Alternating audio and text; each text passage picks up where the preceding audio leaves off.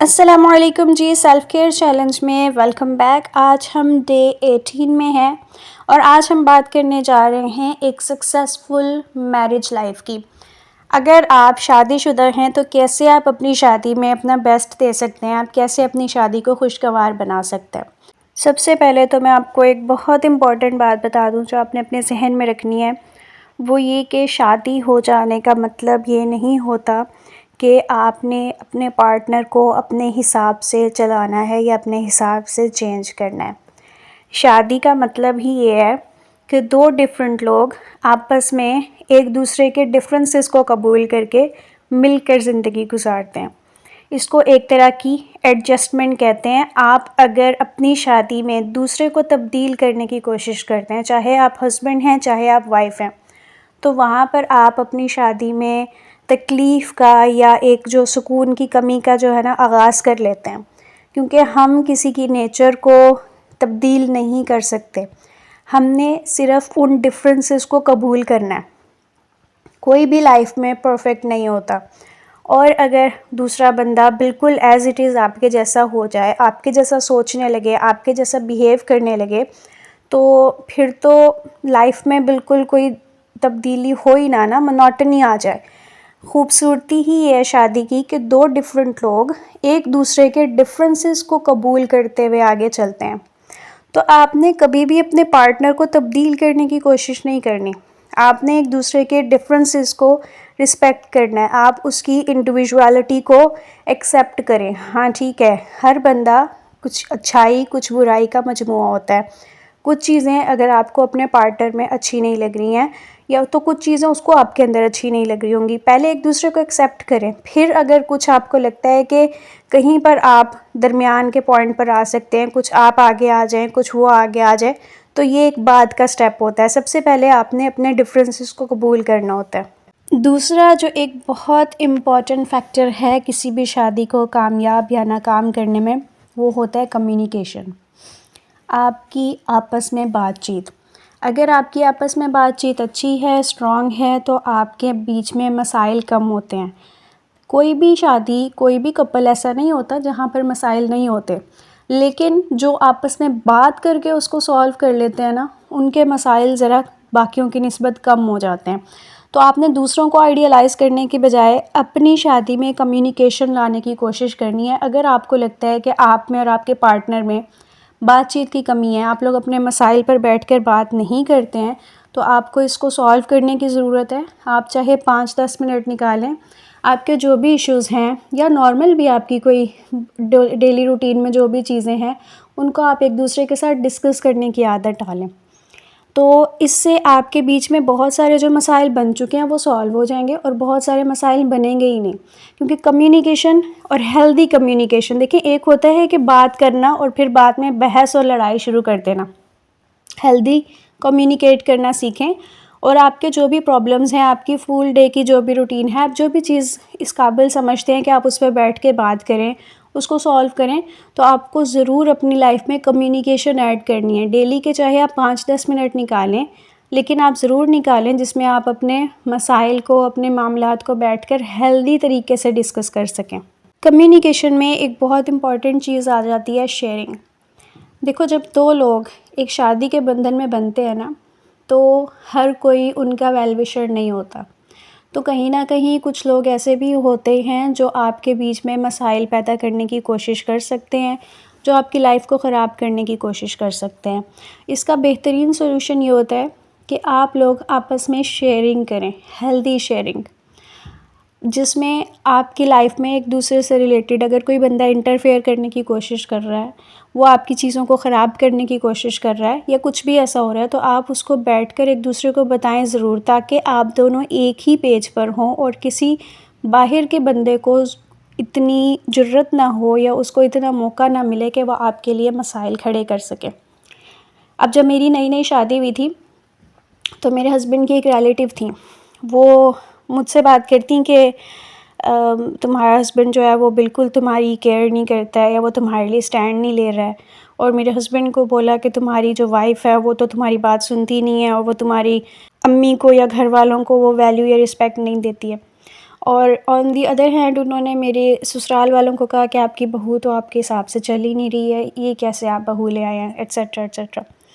अब ये एक बहुत वार था कि मुझे मेरे हस्बैंड के ख़िलाफ़ प्रोवोक करना, मेरे हस्बैंड को मेरे ख़िलाफ़ और मेरे ससुराल वालों को भी मेरे ख़िलाफ़।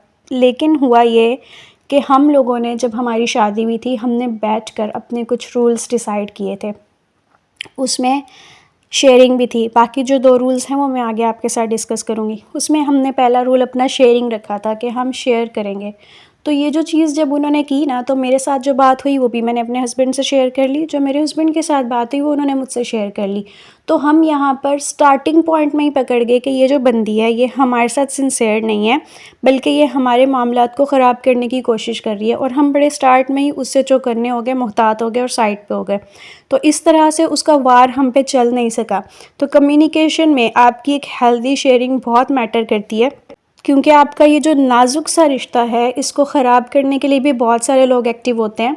तो आप लोगों ने अगर ख़ुद को स्ट्रॉन्ग करना है, अपने रिलेशनशिप को स्ट्रॉन्ग करना है, तो आप शेयर करते रहेंगे, बाकियों को मौका नहीं मिलेगा।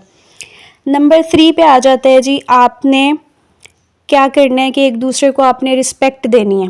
हमारे जो 3 रूल्स हमने डिसाइड किए थे शादी के फ़ौरन बाद, उसमें एक शेयरिंग थी और दूसरा था रिस्पेक्ट। आप दूसरे बंदे को रिस्पेक्ट दें, उसको उसकी वो ड्यू वैल्यू, उसकी वो ड्यू रिस्पेक्ट दें जो वो डिज़र्व करता है। सिर्फ ये नहीं है कि वाइफ़ ने हस्बैंड को रिस्पेक्ट देनी है, हस्बैंड भी वाइफ़ को रिस्पेक्ट दे। और एक रिस्पेक्ट होती है जो आप कमरे में एक दूसरे को देते हो, एक होती है जो आप बाहर देते हो। जब बाहर भी रिस्पेक्ट होती है वो भी बहुत मैटर करती है।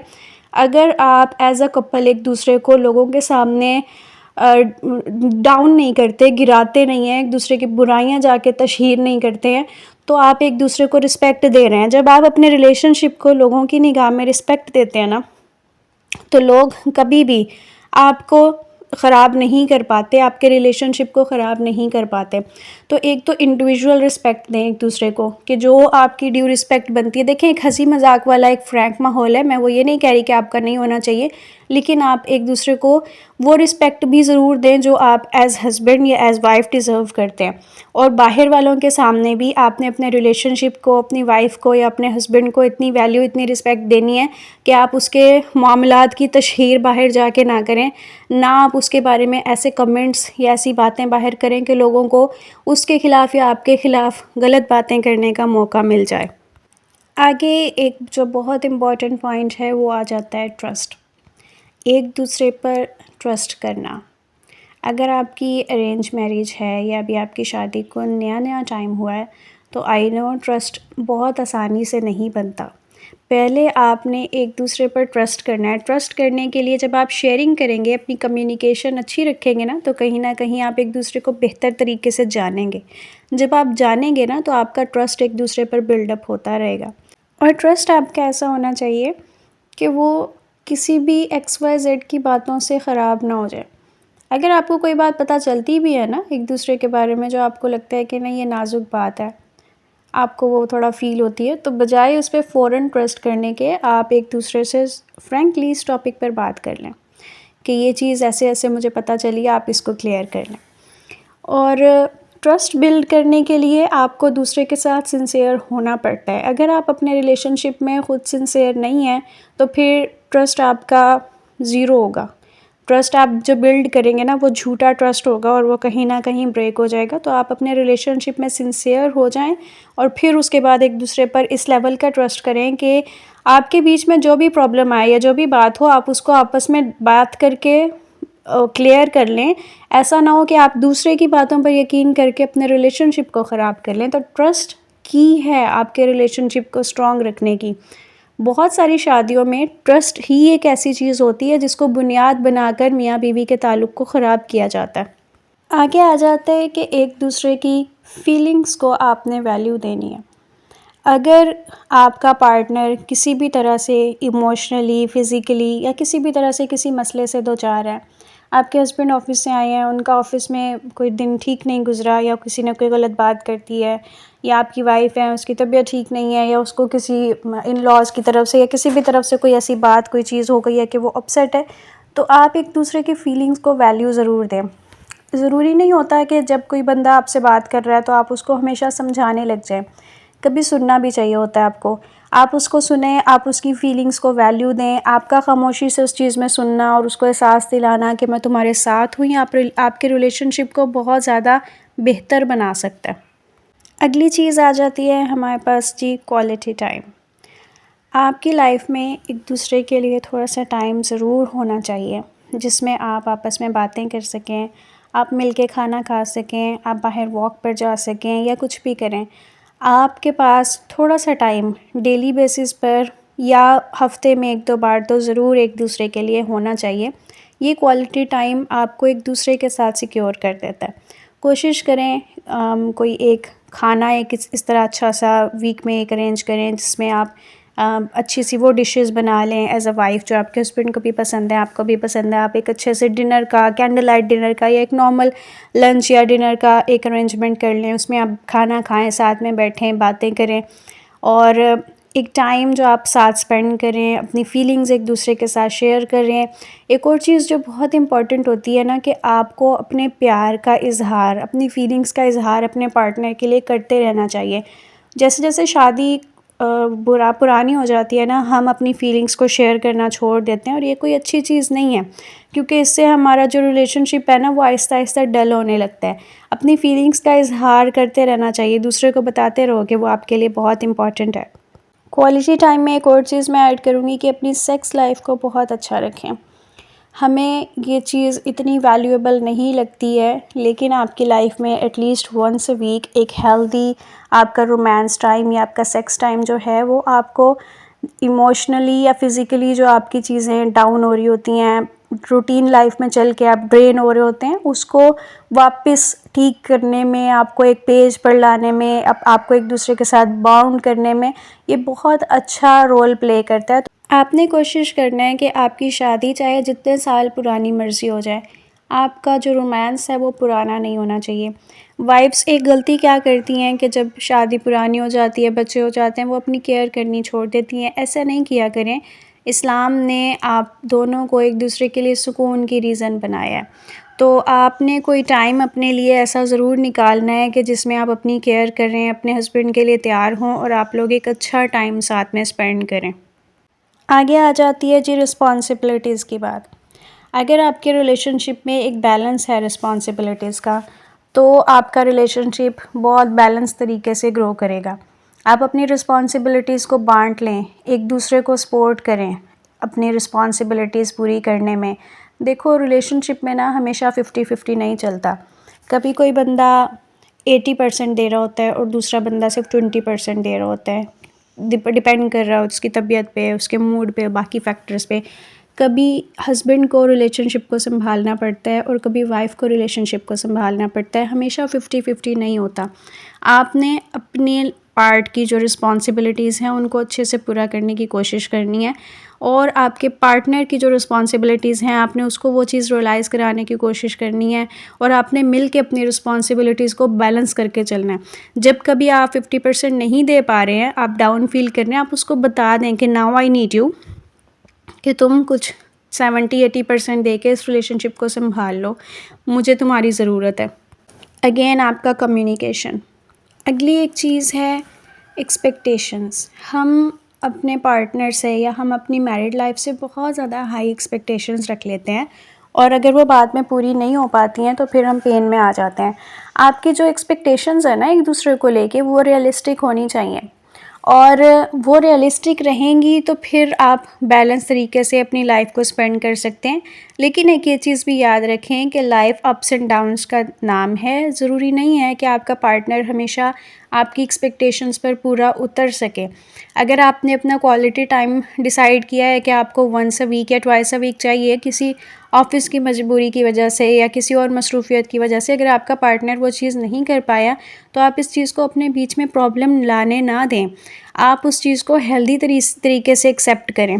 आपकी एक्सपेक्टेशंस जो है ना, वो अगर हेल्दी होंगी, नॉर्मल होंगी, तो आप उसको अच्छे तरीके से चला पाएंगे। माफ़ करना एक बहुत इम्पॉर्टेंट चीज़ है आपके रिलेशनशिप में। अगर आप अपनी चीज़ों को दिल में पाल के रखते हैं ना, फ़लाँ टाइम पे तुमने ये किया, मेरे पेरेंट्स के साथ तुमने ये किया, मेरी ये बात तुमने नहीं मानी, ये चीज़ ऐसे नहीं हुई, तो आप अपने दिल में ना एक-एक करके वो डॉट लगाते रह जा रहे हैं अपने पार्टनर को लेके, और एक टाइम आएगा जब वो जो लावा आप अपने अंदर भर रहे हैं ना, वो फटेगा और आपके रिलेशनशिप को ख़राब कर देगा। जो चीज़ हो जाती है ना, उसको कहीं न कहीं एक्सेप्ट करके माफ़ करने की कोशिश करें, और फिर जब आपको लगे कि अब ये चीज़ सॉल्व हो गई है या ज़रा ठंडी हो गई है, फिर आप उस पे बैठ के अपने पार्टनर से बात कर लें कि देखें फ़लाँ टाइम पर आपने ये चीज़ की थी, ये मुझे ठीक नहीं लगी, नेक्स्ट टाइम आप प्लीज़ इसको यूँ नहीं यूँ करिएगा। तो इससे ये होता है कि लड़ाई के टाइम पर या डिफ़रेंस के टाइम पर आप अगर बोलते नहीं हैं या बहस नहीं करते हैं, उस वक़्त ज़रा चीज़ को दबा देते हैं और बाद में आप हेल्दी तरीके से उस पर कम्युनिकेट कर लेते हैं ना, तो आपके बीच में बहुत सारे लड़ाई झगड़े होने से पहले ही ख़त्म हो जाते हैं। और एक दूसरे को माफ़ करना सीखें, दिल बड़ा करें, क्योंकि शादी में आपको अपने साथ एक बड़ा दिल लेके जाना पड़ता है। आप चाहे वाइफ़ हैं, आप चाहे हस्बैंड हैं, आपको अपने पार्टनर की कुछ चीज़ें नज़रअंदाज भी करनी पड़ेंगी, कुछ चीज़ें माफ़ भी करनी पड़ेंगी। हाँ, आप अपनी सेल्फ़ रिस्पेक्ट पर बिल्कुल कंप्रोमाइज़ नहीं करें, वहाँ पर आप उसको अच्छे तरीके से मेंटेन रख के चलें, लेकिन जो नॉर्मल रूटीन की छोटी-मोटी डिफरेंसेस, छोटी-मोटी चीज़ें हैं, उनको कोशिश करें कि आप कम कर लें, ख़त्म कर लें, कोई बात नहीं, हो जाता है करके आगे बढ़ने की कोशिश करें। एक बहुत इम्पॉर्टेंट चीज़ जो शादी में बहुत ज़रूरी है, वो ये है कि आपकी इक्वल ग्रोथ। देखो, समटाइम्स मैंने कुछ कपल्स में ऐसा देखा है कि वाइफ्स को बहुत ज़्यादा ख़र्चों का शौक़ होता है, या समटाइम्स ऐसा होता है कि हस्बैंड जो है वो बड़ा रेकलेस होता है, उसको नहीं होती तवज्जो कि उसने कुछ सेव भी करना है। आपके पास अपने म्यूचुअल गोल्स होने चाहिए। आज अगर आप अपने जॉइंट फैमिली में रह रहे हो, तो आपके पास आज से कोई 10 साल, 12 साल, 15 साल बाद, 8 साल बाद, 4 साल बाद का कोई प्लान होना चाहिए कि हमने अपना घर बनाना है, या हमने अपने लिए कोई फ़लाँ कर चीज़ करनी है, या हमने अपने लिए सेविंग करनी है, या कुछ भी करना है। तो आप लोगों को एक पेज पर होना चाहिए, आप लोगों का कोई एक गोल होना चाहिए, और उसके हिसाब से आप अपने बजट को, आप अपनी चीज़ों को मेंटेन करो। बहुत सारी जगहों पर प्रॉब्लम यही आ रही होती है कि आपका जो बजट होता है, वो एक आप दोनों के हिसाब से सूटेबल नहीं होता। कुछ चीज़ों में आपको अपनी लग्ज़रीज़ को छोड़कर अपने कल को देखना पड़ता है। आप अगर आज अपनी ब्रांडेड चीज़ों को ज़रा कम कर देते हैं, और आप एक मिलकर एक मुश्तरका तौर पर एक गोल डिसाइड करते हैं, और उसके लिए आप सेविंग्स करना शुरू करते हैं, उसके लिए आप अपनी चीज़ों को मैनेज करते हैं, तो कल को इसका फ़ायदा आप दोनों को ही होगा, किसी एक को नहीं होगा। समझदार तरीके से बैठकर अपने ख़र्चों पर, अपने बजट पर बात करें, अपने गोल्स पर बात करें, और सेव करना आज से ही शुरू करें। चाहे आप मंथली सिर्फ 1000 रुपीज़ ही सेव कर पाएँ, सिर्फ 500 ही सेव कर पाएँ, लेकिन स्टार्ट तो करें ना। आज से ही स्टार्ट करेंगे तो आज से कुछ साल बाद, कुछ महीनों बाद आप किसी पॉइंट पर पहुंचने के काबिल हो जाएंगे, और इसमें आप दोनों का एक पेज पर होना बहुत ज़रूरी है। और लास्ट में मैं आपको एक बात बता दूं कि आप अपने रिलेशनशिप में ख़ुद को खुश तब रख सकते हैं जब आप बतौर इंसान ख़ुद अपने आप में खुश हैं। अगेन, अगर आप अपना ख़्याल नहीं रखते, आप अपने साथ टाइम स्पेंड नहीं करते, आप अपने आप को रिस्पेक्ट नहीं देते, अपने आप को वैल्यू नहीं देते, आप अपने साथ खुश नहीं हैं, तो आप अपने पार्टनर के साथ भी खुश नहीं हो पाएंगे। शादी खुशी हासिल करने का नाम नहीं है। शादी का मतलब है कि थोड़ा आप अपनी तरफ से डालो, थोड़ा आपका पार्टनर अपनी तरफ से डाले, और आप मिलके एक गिलास को भरो। आप उस गिलास से ये एक्सपेक्ट नहीं कर सकते कि वो गिलास आपकी ज़ात को भरे, ठीक है? वाइस वर्सा आपने नहीं चलना। आपने अपने आप में पहले अपने आप को ठीक करना है, अपने साथ खुश रहना है, अपना ख्याल रखना है, और फिर आपने अपनी उस खुशी को अपने रिलेशनशिप के ग्लास में डालना है, ताकि आपका रिलेशनशिप हेल्दी और खुश हो सके। इसके लिए आज से ही आपको अपना ख्याल रखना शुरू करना होगा, और फिर उसके बाद आपको अपने रिलेशनशिप में थोड़ा थोड़ा करके डेली कुछ अच्छा सा इन्वेस्ट करना है, जिसका आपको फ़ायदा ज़रूर होगा। हमेशा पेशेंस के साथ चलें। रिलेशनशिप में भी आपको इन्वेस्ट करना पड़ता है, कुछ साल लगते हैं, कुछ महीने लगते हैं आपकी एक अच्छी बॉन्डिंग बनने में, लेकिन बहुत अच्छी बन जाती है। एफ़र्ट लेते रहें, कभी भी एक दूसरे से स्टार्ट में आपने मायूस नहीं हो जाना। एक मेरी बात जाते जाते ज़रूर याद रखिएगा कि जो पहले 5 साल हैं आपकी शादी के, इसमें आपने हार नहीं माननी। ये आपके इन्वेस्टमेंट साल हैं, ये आपके स्ट्रगल का टाइम है, ठीक है। इसमें आपने अपने रिलेशनशिप में इन्वेस्ट करना है, इसमें आपने एक दूसरे को समझ के थोड़ा बर्दाश्त करके चलना है। और जब आपकी शादी का छठा साल है ऑनवर्ड्स चलेगा ना, अगर आपने पहले 5 साल हेल्दी तरीके से चलाए होंगे तो ट्रस्ट मी आप लोगों की बॉन्डिंग बड़ी स्ट्रॉन्ग हो गई होगी 5 साल गुजरने के बाद। जो मोस्ट तलाक़ें होती हैं वो शादी के पहले 5 साल में होती हैं। इन 5 सालों को अच्छे तरीके से चला लें और फिर बाद में आपके लिए चीज़ें आसान हो जाएंगी। लेकिन अगर आपकी शादी पुरानी हो गई है और अभी तक आपकी बॉन्डिंग मजबूत नहीं हो पाई है तो कोई बात नहीं, 5 साल अभी से शुरू कर लें। अब से आज से स्टार्ट करें और अगले 5 साल तक अपने रिलेशनशिप को एक हेल्दी तरीके से चलाएं, इन्वेस्ट करें, अपनी चीज़ों को बेहतर करने की कोशिश करें। जहाँ पर आपकी या आपके पार्टनर की तरफ से कमी आ रही है उसमें बैठकर बात करें और देखिएगा कुछ साल बाद आपके मसाइल हल हो जाएंगे। और एक छोटी सी टिप ये है कि या वदूदू का विर्द किया करें। ये अल्लाह ताला का नाम है जो आप लोगों में मोहब्बत पैदा करेगा और आपके आपस के मसाइल को हल करेगा। रोज़ या वदूदू 100 टाइम्स या जितनी दफ़ा आप पढ़ सकें दुरूद शरीफ के साथ पढ़ के उसके बाद अपने लिए और अपने रिलेशनशिप के लिए दुआ किया करें। अल्लाह ताला आपको अपनी शादी में बहुत खुश रखे, आपका हामी और नासिर हो। अस्सलामु अलैकुम।